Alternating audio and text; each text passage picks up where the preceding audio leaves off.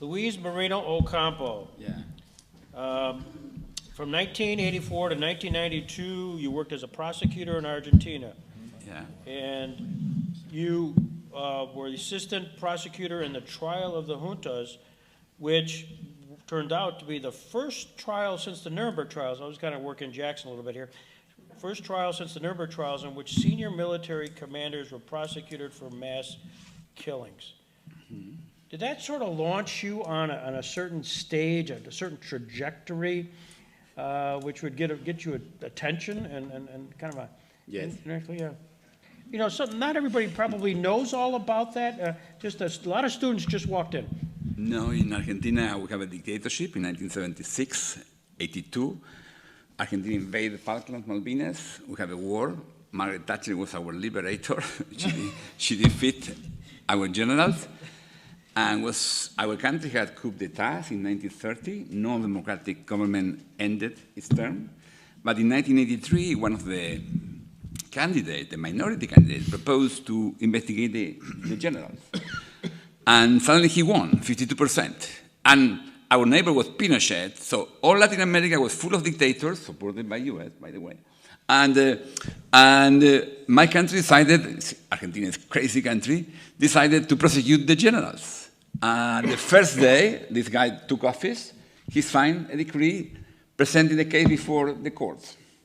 So at the beginning will be a military court, then the civilian court took, and then in 84, they called me to be the deputy prosecutor.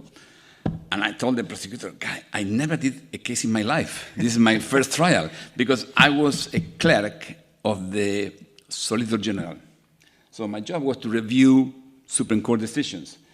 My constitution is like a US constitution, it's a copy. So I knew how the US prosecutor work, but from the books and from the president, no real life. So I told him, look, I had no idea. I said, look, it's great that you had no idea, because we cannot do it in the normal way we do it in civil law countries. We cannot do it with dossier. Invent something. So they gave me the task to investigate the crimes with zero experience. So I organized a team of 5, 6, 7 guys, 25, 23. In Argentina, also got one of the first truth commission. So they collected 50,000 witnesses, and that was like a real investigation. So we select from there. We select what we learned in this case was how to investigate without the police. That was very useful for me, because then you investigate through the witness. The victims provide the information to you. So we called the person who was abducted, was tortured. So we asked, okay, who saw when you were abducted? To neighbors, my uncle, okay. And then you have an habeas corpus was rejected. So we started to collect evidence on this side. And so that's what I did, 5 months investigation. So, most importantly in your bio, most people probably don't know this, but in the late 1990s, you starred in a reality program in which you arbitrated private disputes. Essentially, we listened to these disputes, listened to the presentations, and simply said, you're fired. So, I just wondered if there's a current person who's in a high position in the United States took the lead from you. I just was curious. No, it was just Judy more, because it was a crazy TV producer who invited me to do like a private court in TV, and I believe in education. So each of you work in education. I strongly believe in education. So I was thinking, okay, maybe we can use, because for me it was shocking. I remember one day when I was a prosecutor, I said to the journalist, the state cannot torture. And the guy put as a big title in the newspaper, oh, the state cannot torture.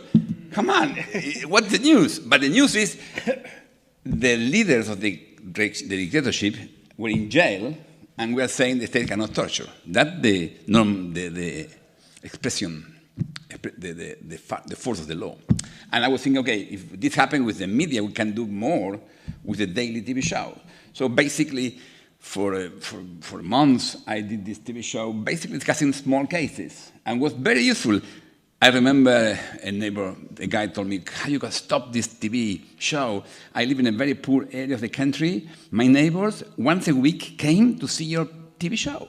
And they asked, okay, you see the cow? They discussed the cow and the little things. And it's just for people.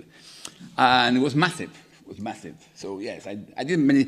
My feeling was after I was 32 when I was in the Junta trial, and I was thinking I never would do something more important in my life. So I do whatever I want now. So from there, that's why I became wild. I did whatever I wanted, and including this TV show. So a reality TV host, I love it. Something novel.